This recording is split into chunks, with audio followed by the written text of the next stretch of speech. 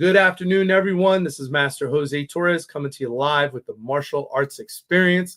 We're here on a lovely Wednesday afternoon. It's not that cold in New Jersey, and I'm sitting here right now excited for my next guest.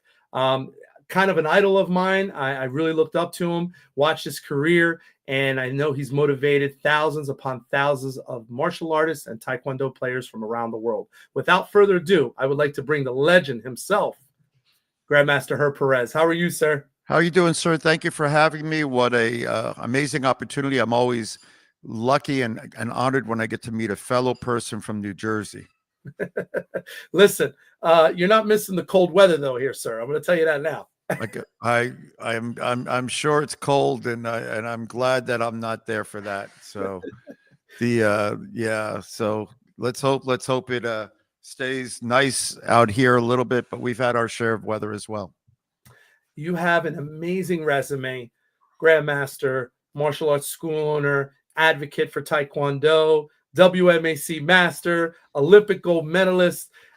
You also had political position. I mean, Herb, there's nothing. I mean, what's next? Are you going to go to an astronaut? What is next on the bill? No, I mean, I think it's time for me to support, as I have been for the past 15, 20 years, my family and my kids. My son is on a high trajectory soccer path. My daughter is an artist. So they're at that crucial age of school where they're both high school, freshman and a junior. So I'm doing that whole, I was out your way at Princeton and a few other places for my son's soccer thing. And I'll actually be out that way for Cornell shortly. So Nice. I'll probably try to make some visits, but that's kind of where my leanings are. We're doing a bunch of instructional and educational content and some new formats that I'm very excited about. And then there's the books. So writing the books, I'm working on what I would think would be the first strategy book for Taekwondo or martial artists in general. And over the years, I had tried to find one, and most of them are technical books. And this is actually not a technical book. It's a strictly strategy and strategic book. And I'm going to try to pull in some of my good friends to help with that. Now, is this book available for purchase at this time? Yeah. So we have, it happened during COVID. I was writing a bunch of stuff, and I was creating all this content over the years. And because I had created the coaching program for Taekwondo, both for the Olympic sport, for USA Taekwondo, and then for regular people through the Torch program. And after teaching that for a bunch of years, during COVID, I had a lot of free time. So I started writing down my life anecdotes and what they taught me about life, but more importantly, how I used them in martial arts. And so that became a book called One Champion's Pathway. And it had no Taekwondo in it, just Taekwondo stories and life stories. And then just Success Matrix. That was followed by a workbook for my black belts and friends. It was the same workbook that I had created during the Olympics, by myself with a pencil. And then that was followed by a cookbook, which was only for my friends. It was available on Amazon. And then a parent handbook. And then I realized I had not even started the two things that I had wanted to do. One was an anecdote about just life in general and those stories. And then the second was this strategic book. So I'm working on both of those at the same time while we launch an online educational program for masters and instructors. And that was something that I had done for the Kuki Wand for a while, and then became it became that's an interesting journey, that organization. So we're continuing on our own path. I understand.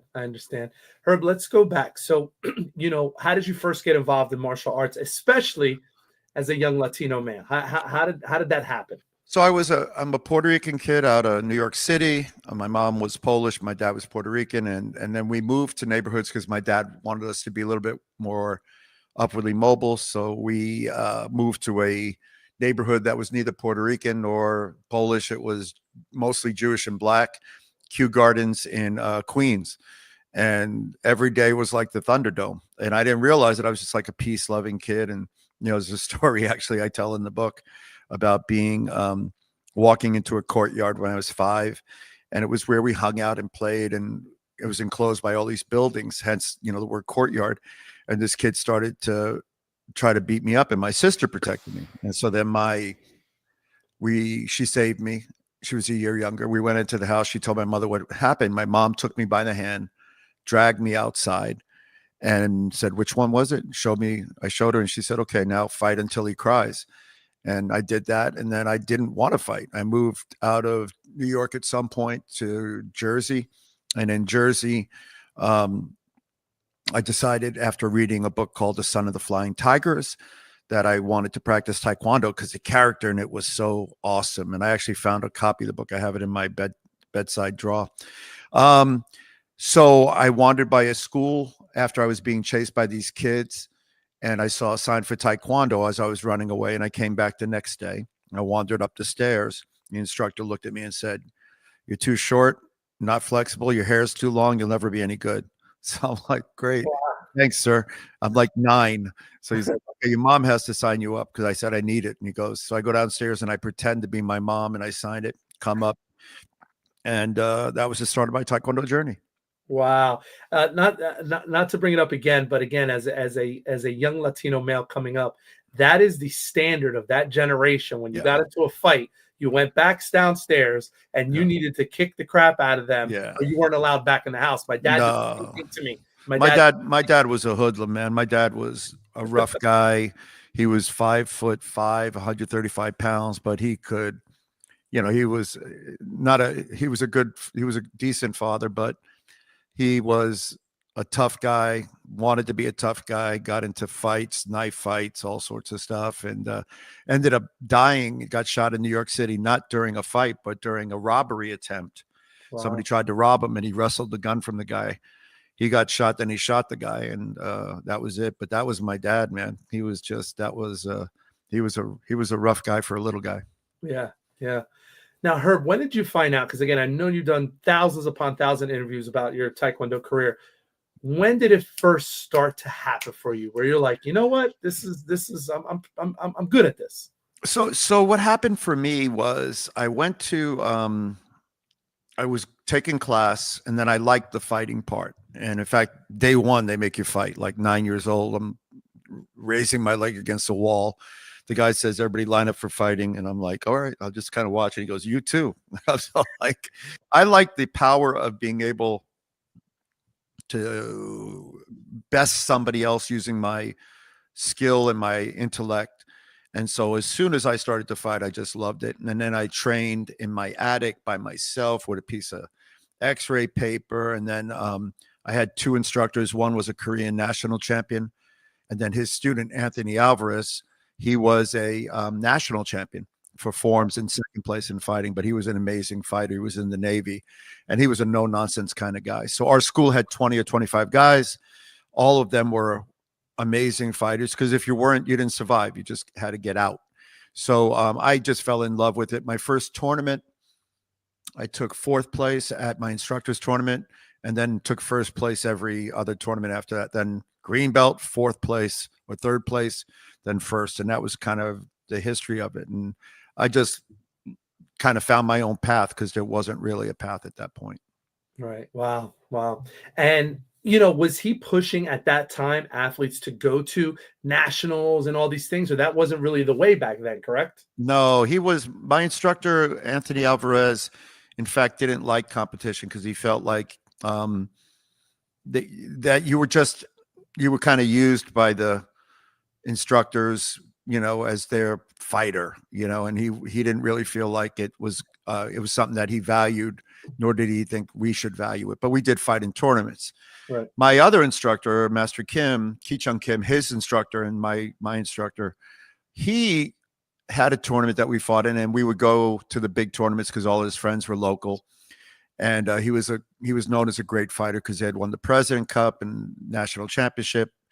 And so he valued that, but he didn't put a lot of value on it in the sense of who you were in the school. He just liked the tournaments. The biggest thing you could win back then, and we fought in every year, was the Henry Cho's All-American. And our school won it more than any other dojang in the history of it. And not doing a large part to me, I won a bunch, but I won the grand championship one year. But my seniors and my juniors won it a bunch, including Mark Williams, who won it the most. He beat William Oliver's and Mike Warren's record. So I think he has the most wins at it. So it's a pretty interesting tournament. You know, you fight everybody: kung fu, karate, wushu, mushu. I saw guys doing monkey kung fu, and I saw guys doing the robot. There was a guy, Mafia Holloway, came in one year and that name, he did the robot, and I was like, dude, look at this guy. And he did okay until he got to somebody like maybe in the semis or before the semis who kind of figured him out, and then that was the end of that. But he was I liked him as a fighter. I thought he was a good fighter.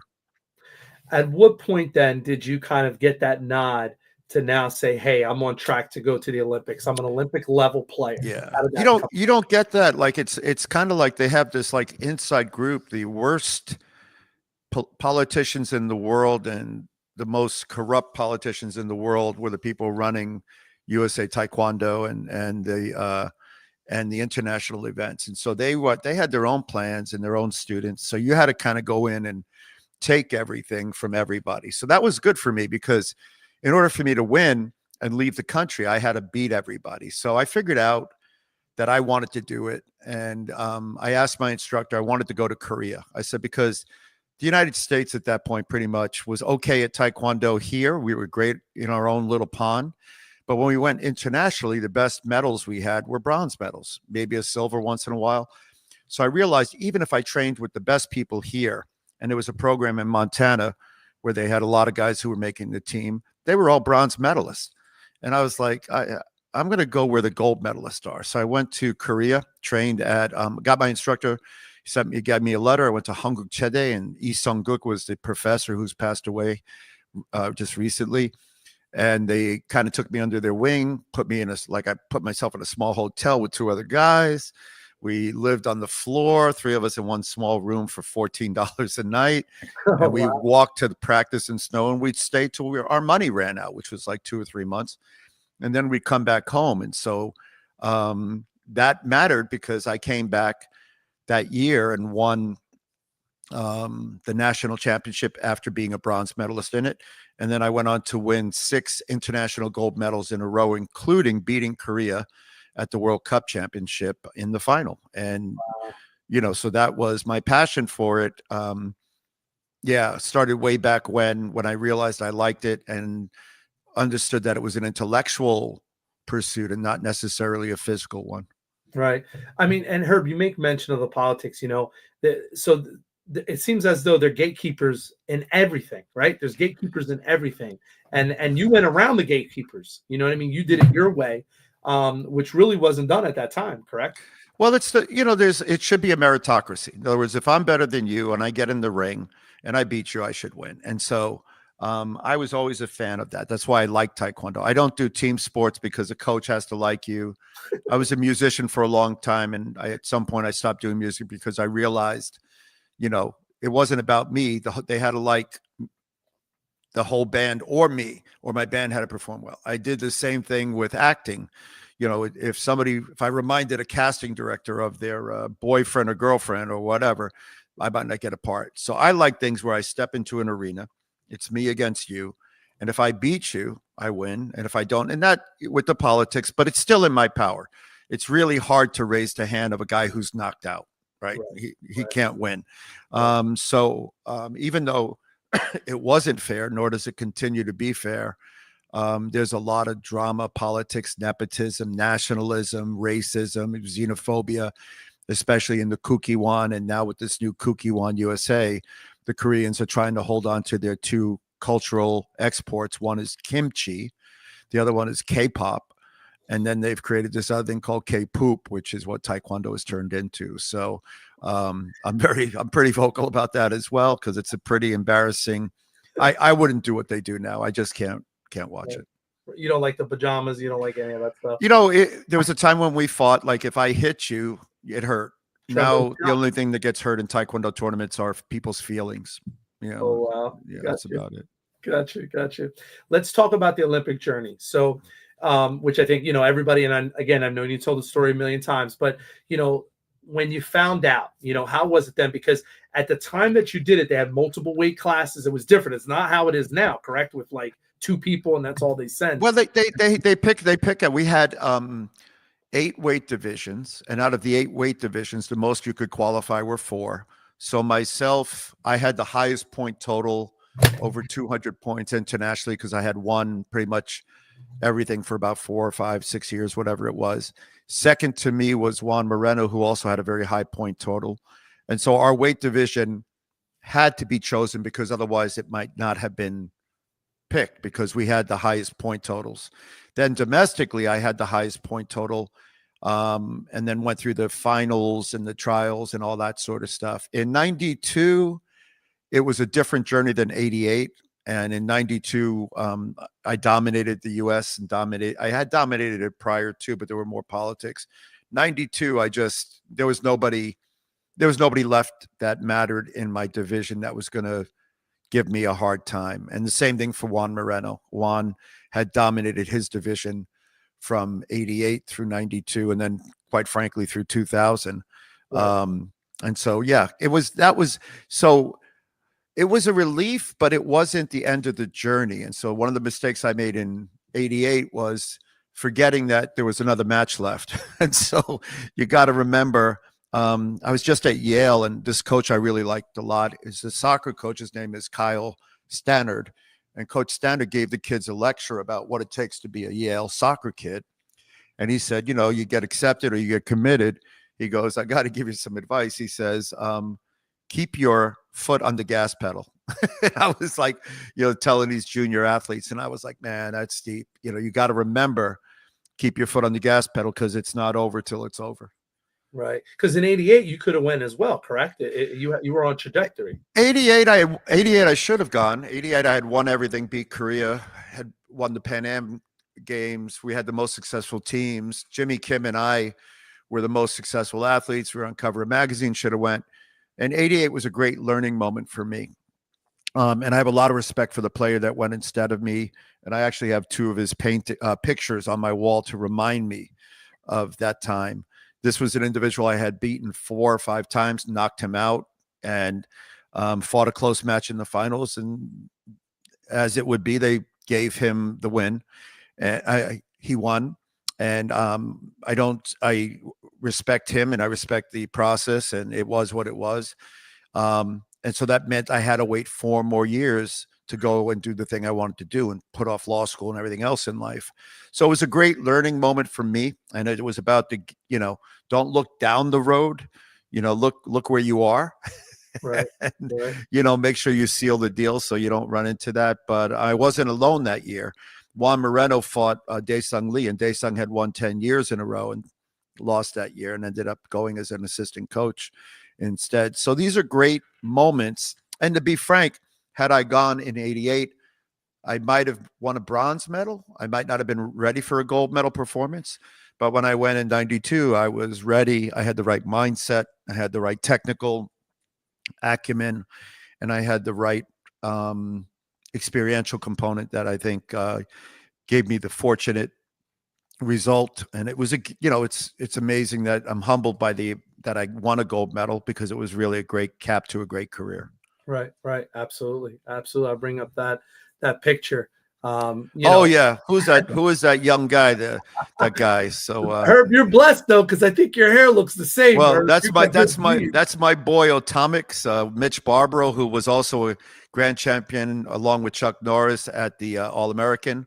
Yeah. And that was my photo with Macho, because back then I was sponsored by Macho after the Olympics, and then went on to work for Century. And my favorite people in the world, Mike Dillard and Frank Silverman, is there now, along with Mike Metzger and obviously David Wall, the president. We've been longtime friends ever since. Wow. So, and I remember, I was following the newspaper. I remember that shot. I think it was in every newspaper with you on the podium, and you were emotional. That brought a lot of things for that moment meant a lot of things for a lot of people. You know what I mean? Especially as a younger athlete, as a Latino martial artist, you're like, oh my God, like you were a god to the young kids. I'll be honest with you. It was like, he did it. Yeah. And then you inspired people to say, I want to go for it now because you did it. You paid, you know what I mean? And that it was historic what you did, you know what I mean? In so many different levels. And I asked this, did you realize, that what was happening? You know what I mean? Because obviously you enjoyed the moment, but did you realize what was going to come with all that? I think what happened was, I remember I remember all of it, to be honest. And then I remember winning. And then I remember at the moment, and I beat Spain huge. I mean, like, Spain didn't touch me. I mean, he didn't get a point. And I still was nervous till they raised my hand because of the politics. I was in Spain fighting the Spanish world champion in front of the king and queen of Spain. And I know how those things go. Spain had won a couple of gold medals already, and they expected this guy to win. So until they raise your hand, you don't know. At the moment they raised my hand, I then flashed back. My mom had passed away a year earlier, and I thought about her and all the sacrifice that she had done for me. I mean, this is a woman that had, no money, and she would scrape up money if I couldn't find the money to go to a tournament for $15 or $25. So I would bring home a trophy because otherwise I would feel terrible if I didn't. And I'd go to bingo where she would be sitting, and I'd bring her the trophy to show her the trophy. So her friends, because she loved to boast to her friends. That's my mom. So that was what I thought about. I was crying about that. I was crying about the fact that it actually happened. I was crying about all the people I had lost and sacrificed, my education along the way and all that stuff. And I was glad it just kind of worked out. So it was the first time I'd ever felt that. I won the Worlds, beat Korea. And then I called my instructor, and he was like, yeah, all right. Like, no, nothing. So you win that, and it's really huge, right? Beat Korea, be the first guy to do it, and it come back and nobody cares. But when you win the Olympics, it's interesting because everybody cares. Actually, you don't even have to say you won. You say you went to the Olympics, and people are like, oh my gosh. Then they'll finally get around to, how'd you do? Yeah. Right? And I'm like, oh, I won, like even to this day, like, I'm talking to people, and they're like, we're talking about whatever, most recently soccer coaches. And I'm like, well, they're like, oh, did you play soccer? Because my son's pretty dialed in. And I go, no, I'm in a different sport. And they're like, oh, what did you do? And I said, well, I was a high level athlete in Taekwondo. And then when I mentioned the Olympics, they're like, huh? So like even to this day, that legacy, the meaning of winning an Olympic gold medal carries such weight, which is something you said. And it's important to remember, you're a role model. I walked into the Olympic Stadium with Charles Barkley and those guys, and I'm talking to him, and, we're joking around because they put us in front of him and them to guard them from everybody else. And then they had the water polo guys behind us and the volleyball guys. But, and I heard Barkley say something. He said, it was after this, and he said, I'm not a role model. I'm like, nah, man, you're a role model. The moment you take that check, the moment you do something, you got to accept that responsibility. You got to act accordingly. So right. I remember that, and I'm excited for that fact that we can inspire people to know back then Koreans weren't invincible. They weren't magical. They didn't drink different water. They're just people. Right. And now it's kind of the same thing. There's, a new battle, but it's the same thing. Hey, meritocracy, baby, step up, do what you do it well. And you should be recognized and rewarded. Right now, the best players in the world aren't from Korea.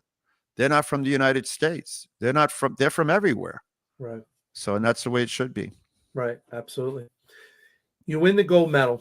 Did you have direction as far as what you wanted to do next? I was fortunate that when I had a lot of good mentors along the way. Gentleman Harvey Berkey mentored me. When I joined Macho, Nancy Grossbart said something to me, which I'll never forget. She said, start planning for your future, developing a career, whatever that might be, because you're only as good as what you've done lately, right? So, the Olympic gold medal at some point won't matter. So at that moment, I was approached by an agent, and I got a lot of interesting offers. One, to be on a television show, two, to fight in the first, what is that thing called? MMA event, the Ultimate Fighting Championship, to fight in the first one. And then I got a lot of offers. Then my friend from Atomics, Mitch, said, hey, listen, approach each of the martial art companies and tell them you want to be endorsed and you want whatever. And so I did that and ended up taking a deal with Macho and doing a bunch of summer camps and stuff. And then ultimately, after I want to say 6 years or so, I decided to move to Century because Macho had a vision for me to move to Florida as a whatever, and Century and the gentleman David Wall had a different vision, and I went to Century, and it was an amazing experience. Mitch and I are still friends from Atomics, but he didn't want to write the paycheck that the other guys were going to write. So, business is business. Absolutely. But he gave me a lot of nice shoes and uniforms. And when I go to Vegas, he takes care of me. So shout out to my boy Mitch. So you did eventually, though, end up getting involved with TV, and WMAC Masters. How did that come about? So I was in law school because right after the Olympics, I got accepted. Before the Olympics, I got accepted to Rutgers. So I went to Rutgers, and then I got a call from my agent. They want you to be on this TV show, and I'm like, what is it called? So he tells me, and I'm like, all right, so let me go meet the people. So I go meet them, and I didn't go meet them. They asked me to come to Florida for the pilot. Back to Florida again. Yeah, Florida. Yeah. And I'm like, okay. And I'm waiting, and then they don't call me for the pilot. So I'm like, okay. And then they call me back after the pilot was shot. So I'm like, listen, I don't have any interest. I said, I'm in law school, man. No, please come meet us. I'm like, no, I'm good. I don't need it. I've got enough stuff going on. I don't need it. Please come see us. So I go to New York and I meet with Nancy, Norman Grossbart, Nancy. I can't remember her last name right now. And then I meet with Dan Hupp. And so when I meet with them, they spend about 4 hours trying to convince me to do it because they wanted the Olympic gold medalist on the show. So I ended up doing it, and it was the best experience of my life. And I did it like I had to take a year off from law school, which was okay. And then they shot the rest during the summers, which was okay. But I met an amazing group of individuals. It's actually Kathy Borland, not Nancy. Kathy Borland, Norman Grossfeld, and Dan Hupp. And Dan and I became great friends after the show, created a video production company, and we shot all of Century's videos because Century was our partner. And then I bought the company from Century, and we shot Michael Phelps, the swimmer, and a bunch of other stuff. And then we had a great, and to this day, Dan and I are still friends. We live, a few miles apart now and still do some things together. That's awesome. Wow. Now, and do you feel that WMAC Masters was kind of ahead of its time at that time? Do you think that show would have done a little bit better now, or what do you think? It was poorly guided by the gentleman who owned it because he had made money with the Cabbage Patch Kids. Okay. And so he didn't understand that he could have had the direction of the show had he followed Kathy, Norman, and Dan's vision, it would still be on today. It was ahead of its time. It was a great show. It taught life skills and morals. Kids loved it. And actually adults liked it as well. And so there's a movement now. I got a good call from a friend of mine. They have revitalized the trademark and bought it. They are in touch with one of the owners of the show who's still around. And so they're looking to redo it. And so there's a lot of conversation about how to redo it and that how it will be redone, but stay tuned for that. Yeah. Awesome. Listen, let's be honest, with the recent success of Netflix and Cobra Kai and all these things, right? Yep. Now you'd be foolish not to try to do something. I think it's there. The writing's on the wall. And I think that, especially the temperament and the social climate that we're on, I honestly think people are looking for something good. You know what I mean? Something, Ted Lasso, baby. Ted Lasso. Yeah. Ted Lasso, you turn on that show, you can't help but feel good about it. And so, it's, America's the world is a little bit lost right now. And I think they have to find a way to make the world a little less lost. Yeah. Herb, I want to ask, so as far as acting, right? You had a look, you had the hair, you had everything. You did get involved with some other things. Any particular reason why you didn't just go totally that route? So I was a musician for a long time, and I made a bunch of money um, playing music, opened up for Twisted Sister, we had the same agent, played the Jersey, New York club circuit back when it mattered. And I had done that till I was 24, and that's when I decided to focus strictly on Taekwondo. The reason I say that is when I was a kid, I acted. I did a bunch of plays and liked the craft. After the Olympics, I started to study acting because I got a phone call from Mortal Kombat 2 and a few other things. That a TV show called Acapulco Heat, which I was on for one season. Tarzan, believe it or not. And then I realized I didn't want to be a stunt guy, and I didn't want to be just an actor who did martial arts, because there's only one of those a generation. Right. I wanted to be a real actor. I wanted to be like Anthony Hopkins, Charlton Heston, guys I really wanted to be like, I respected. And then I realized that was a craft and it was a process, and to be good at it was really hard. And I still thought about it, but I didn't like the timeline of it or the subjectivity of it.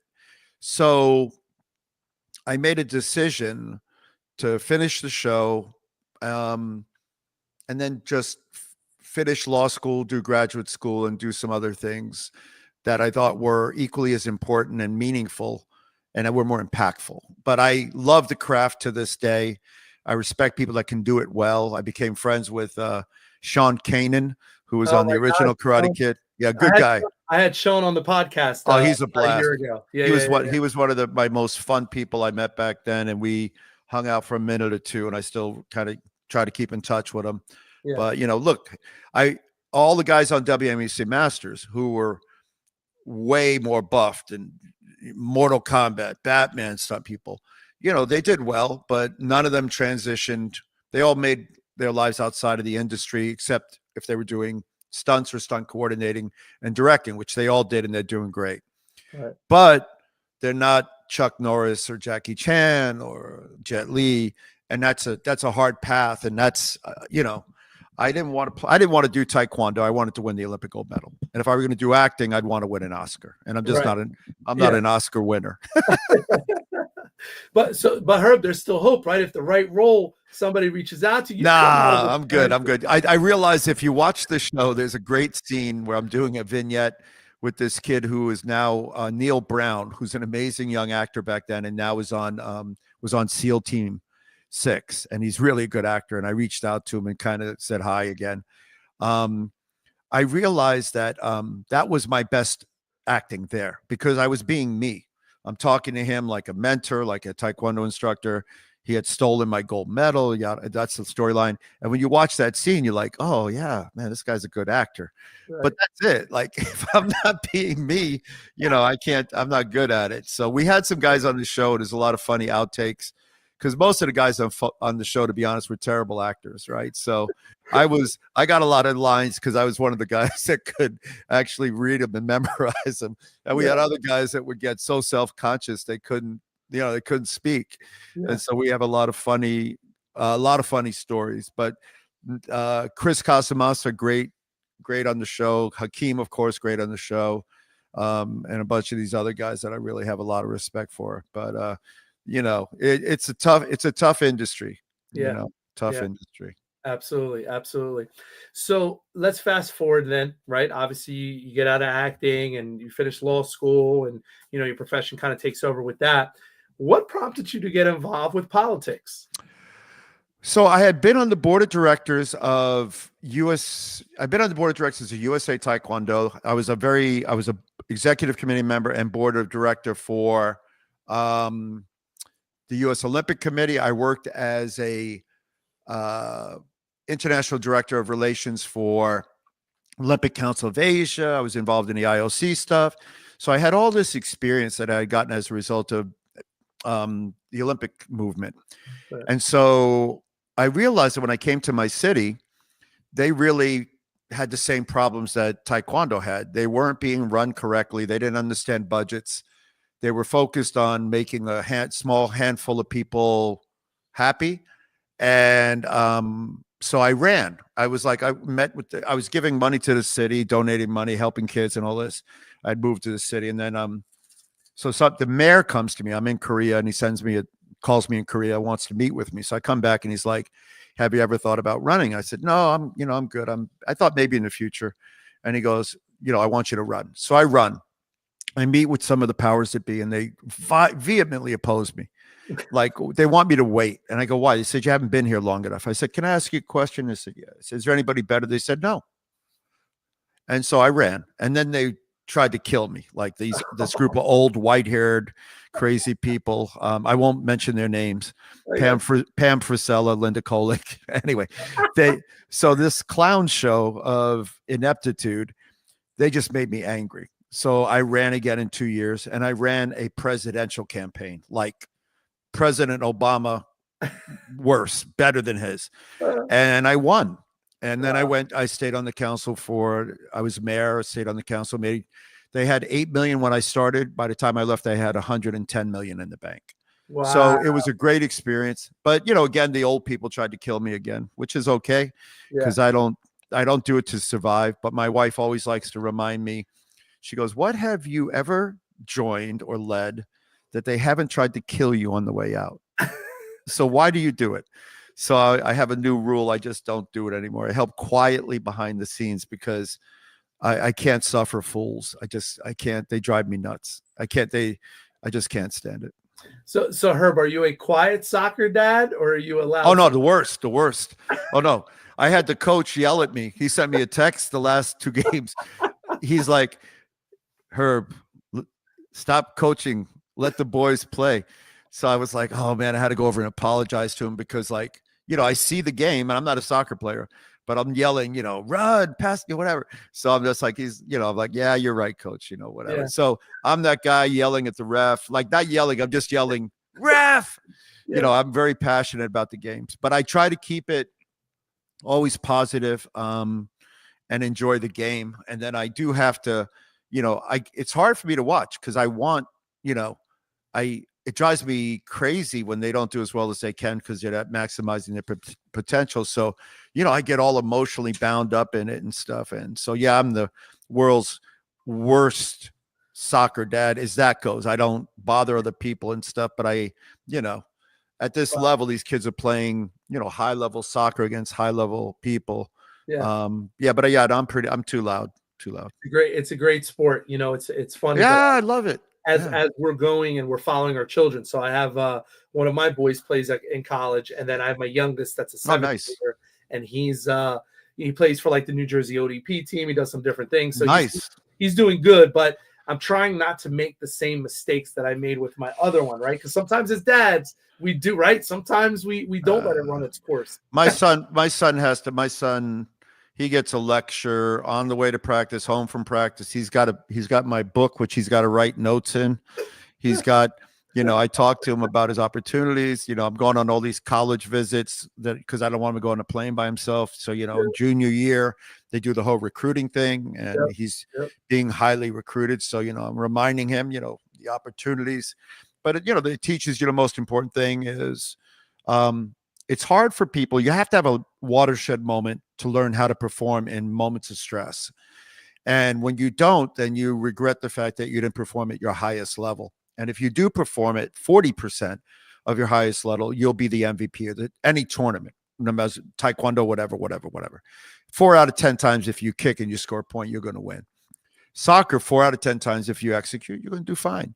But if you get wrapped up in the success or failure of the moment, and you got 90 minutes, by the way, you'll fail, because you'll snowball down. So, it's tough being my kid, because he gets those lectures. Yeah, I bet. Oh my God. So let's talk, and I've got a little more time. You've been very vocal on social media. I follow you, and a lot of people follow you. You're very vocal about the current state of Taekwondo now. And I know that that's not just a political thing. I feel like it hurts you in your heart because of what you've put into the sport, the level that you've attained, and now you see what's happening. You know what I mean? So, I'm giving you the open mic, Herb. You know what I mean? I know you're devastated kind of what's happened to the sport, where the sport's heading, So 2 things. I was the chair of the education committee for the World Taekwondo Federation and technical vice chairman. And so when I created, along with Dr. Stephen Kapner, the scoring system for multi-points. I said, like basketball, if you want to see better technique, reward it. So we did the 1, 2, 3, 4, and 5-point system. They then ruined it with the electronics. And so since then, it's become, they couldn't find a group. And you got to think about it for a minute. They couldn't find a group of referees who wouldn't cheat or lie or get educated enough to understand the game. So then they had to take the refs out of the system. They said, all right, let's get this electronic system, which doesn't work because it can't tell the difference between a legitimate kick or somebody lifting their hand and touching a chest protector.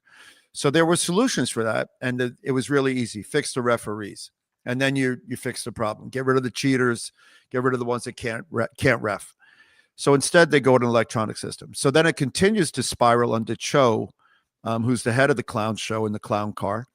And I know him because he asked me to get him to have Taekwondo stay in the Olympics. I arranged the meetings with the IOC members so that Taekwondo could stay in the Olympics because it was such an embarrassment after, I want to say 2008 and the cheating. So I arranged those meetings, and Cho forgot that, and that's okay. So then he continued to ruin the sport to a point where nobody can watch it because it's not anything. When I was doing Taekwondo and the people before me were doing Taekwondo, and for a few years after that, it was a full contact sport that delineated itself, differentiated itself from everyone else, because if you hit somebody, in order to score, you had to hit with a lot of power. That meant you opened yourself up for counters with a lot of power. Now with the foot farting, dancing, ballet, tall, little, skinny guys that if you actually punch them, they would die. It's a game of worse than point karate. Point karate is athletic and they actually still hit each other. Taekwondo, they touch each other. They do back hook kicks to the body, which has no value. So you have to decide whether Taekwondo is meant to be a full contact martial art where it had a meaning and the chest protector is protected rather than just being a scoring device. Or do you want it to be what it is, which is a game? So if you want to have a game of tag, then Taekwondo is perfectly engineered for that. If what you thought it was a valid sense of the best kickers in the world, by far, by none, best kickers in the world. Now it's not. Now it's just it's an embarrassment. So yeah, I'm vocal about it because when we fought regularly, every tournament I fought in internationally, one guy left the arena on a stretcher because of me. Yep. And my teammates, Jimmy Kim, you fought him. There's a likelihood you're going to survive the match or go home on a stretcher. Right. And I could name athlete after athlete. That was our mantra. I don't have to worry about a referee if I can knock somebody out. Right. So you had to fight like that. Now you just kind of, I watched the last clown show and I don't watch it. I can't, but I watched the results and I maybe watch a few seconds of it. The Americans, embarrassing. The American that was the male to go there, he spent time on TikTok wearing a feather, somewhat weird boa duster with no shirt on, doing capoeira on TikToks. So I kind of sent a note and I'm like, and I had sent him a note prior to that. I said, congrats, here's some of the stuff to expect. Here's what you should do. Do what you want, take it or leave it. He's on TikTok dancing. And so he goes to the Olympics. He should have entered the breakdancing contest because he could have probably beat the Australian girl, but he couldn't win a Taekwondo match there. And so he didn't win. And that's because he spent more time hyping himself and USA Taekwondo under the direction of the Australian shuck master, what's his name, McNally, and Jay Warwick, who was also an underperformer. They have empowered the second, third, fourth, and fifth tier people in the organization. And so the best coaches that we have aren't involved. The best athletes aren't involved. And as a result, you're getting mediocre results. And if you get a result, it's a random result. And certainly the men, when I were fighting, people feared us. The Pan Am team, we won seven out of 8 medals, 6 of them gold. We had the most gold medals in the history of whatever world championships. Every athlete medaled, every male athlete medaled. Now they go and they have a party if somebody wins a match. It's like, oh, they made it through the round to 32. I'm like, are you kidding me? Like, really? You're going to celebrate? We're going to start giving them participation trophies? So they're more of the guys now, and I hate to, it's not the athletes, by the way, it's the administrators that create this environment, but they're in it for the warm-ups. They're in it for the warm-ups and the trips. They're not on it to win medals. So that's just my thought. Do you think they're too far gone that it cannot be resurrected and achieve what it's supposed to do, or just completely clean house is basically what has to happen?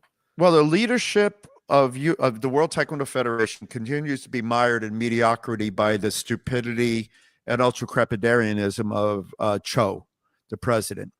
He's then empowered by the sycophants underneath him that he puts in power so they can continue to get this, that, the other thing, so they don't really care. And the Kukiwan's the same. The Kukiwan has the same problem, and they've limited it to one ethnicity and excluded literally everyone else. And that's here in the United States as well. The bigger joke here is that even if you look at Taekwondo here, they have this Kukiwan USA thing. Any American who applied, and by the way, I'm a 9th Dan Olympic gold medalist, and there's only one of me. I am a unicorn in the world, not in USA, in the world. In the United States, I'm one of 7 9th Dans that's not Korean. And I was teaching for them. I taught their programs. So they excluded me. And I'm like, how do you pass over me? I mean, you can, but, I told them when we had this meeting, I was like, if you pass over me, that's okay. But if you pick Park Lee Kim, and every name is Park Lee Kim, you're going to start a revolt. And so that revolt is happening now. And there are people that have put together a lawyer fund to sue the Kukiwan. I don't know enough about it yet, but I've been approached because it's time. I don't think there's anything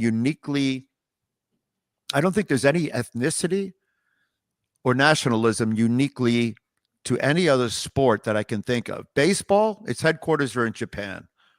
Basketball's headquarters aren't here for the world. Right. Boxing used to be in Kazakhstan.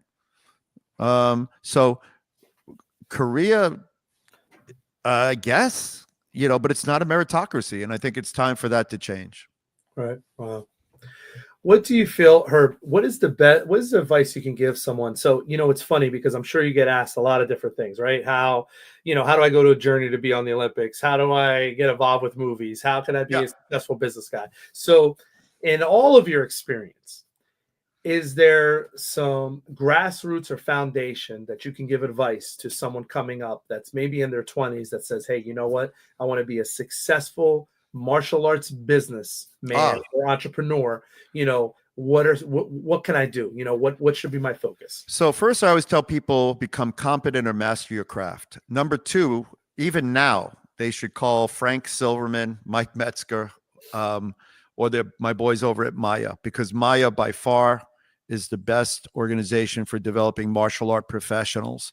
And I shot all their videos back in the day. To this day, my first phone call when I have a problem and it's something I want to solve or advice, I call Frank or I call Mike Metzger.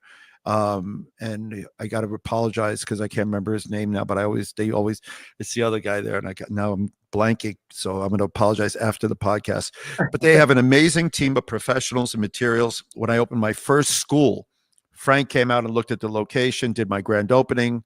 And I shot their very first video, with Frank Silverman before Metzger was on board. And to this day, he's my place of first resort.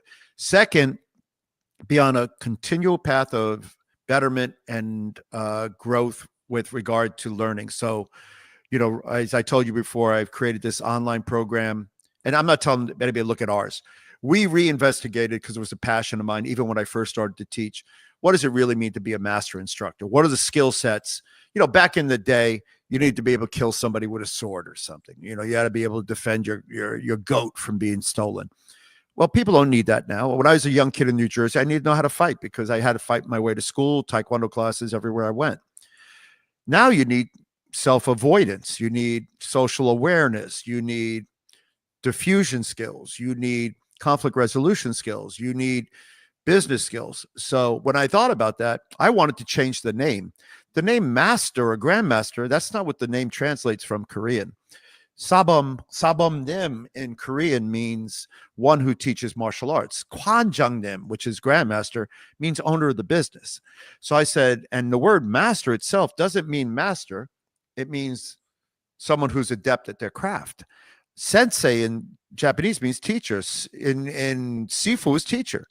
So I wanted to reinvestigate all that. So I kind of looked at that, and we've developed a course for master instructors that we originally were developing for a friend of ours in the WMTU, and now we've developed it separately, and at some point we'll launch it.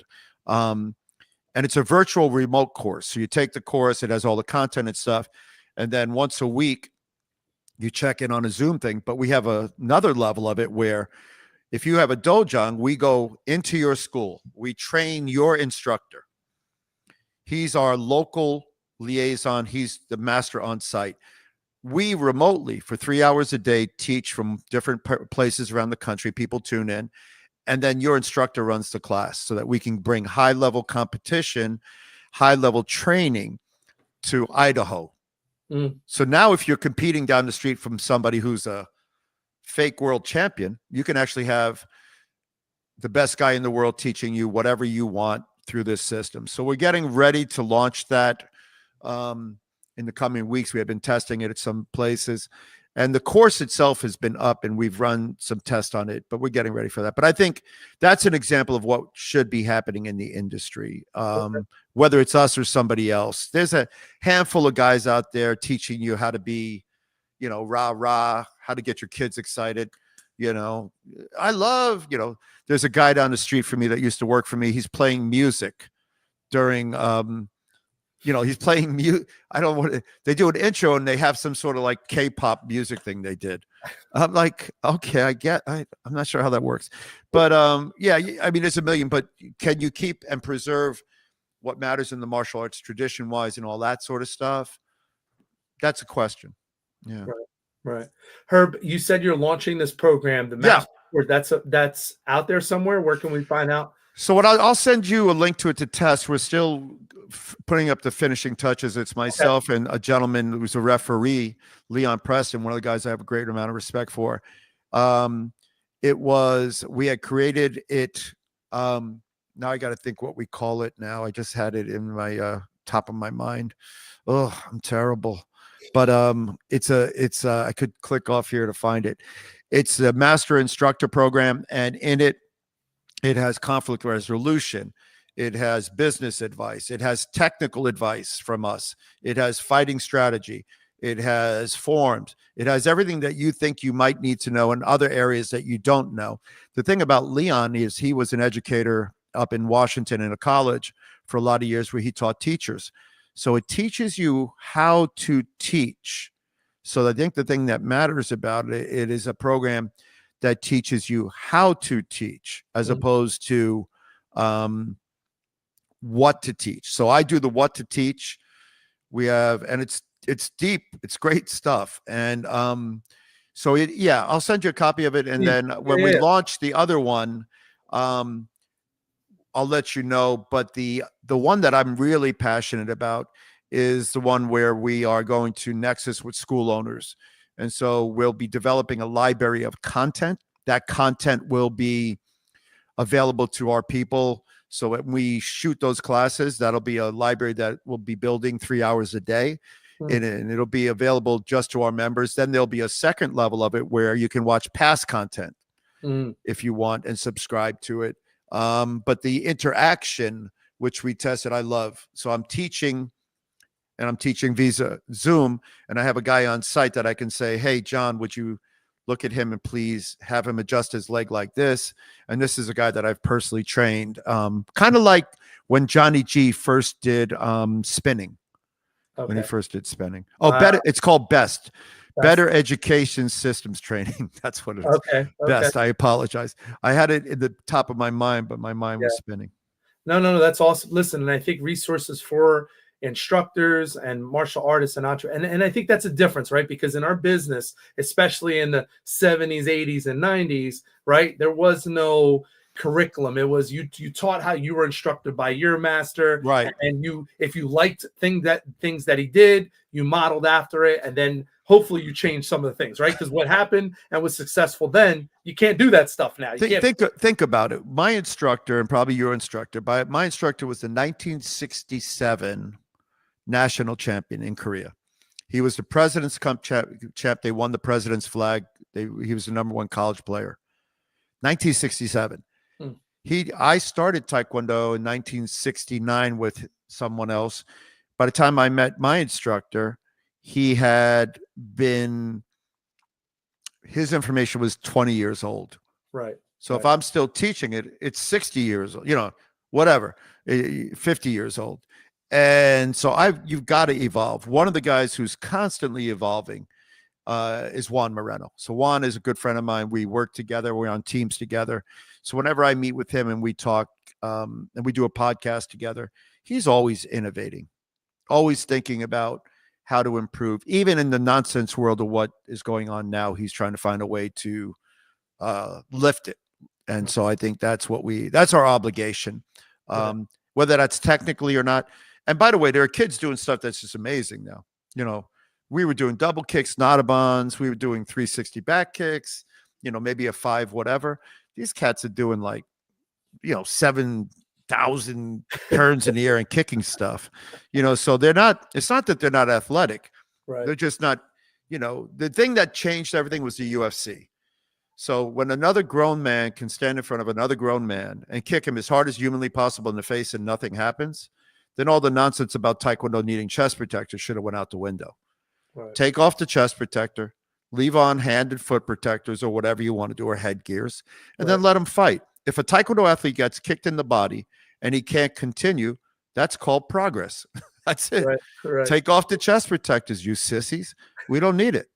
Right. So, that's kind of my feelings on it. But anyway. I appreciate that, Herb. To all of our viewers today, thank you so much. Going to for taking your time. Herb, I don't know. I got to have you on again, though, because we didn't get through. I think we didn't do anything. I talk too much, but that's me. I'm going to try to I'm going to be down your way. I'm going to Ithaca next week. I'm going to be in Newark for 10 seconds. If I have any free time, I'll let you know. I'm going to be there Sunday through Wednesday. Okay. And then I'll be back down because we'll probably hit some of those. You have a small university there called Princeton, I think. I'm very familiar with Princeton. Yeah, we'll have to. We got to get back to Princeton and all those other places up north that have great soccer programs. So, but I will definitely hit you up, my friend. Please, Herb. Thank you so much, Herb. Thank you for taking your time. To all of our viewers, this was a treat today. Herb is our only reigning Olympic champion that we've ever had on the show. So he is the man, and it meant a lot to me, sir, for you to take the time to come on my show. There's a lot of great guys yet. I'm honored that you would think to have me, and I appreciate you. Thank you. To all of our viewers, thanks for tuning in today. We hope you have a blessed rest of the day. The show will be live, uploaded onto YouTube, so you guys will be able to see it. Herb, be blessed. Have a great day. Thank you, sir. Have a great day. All right.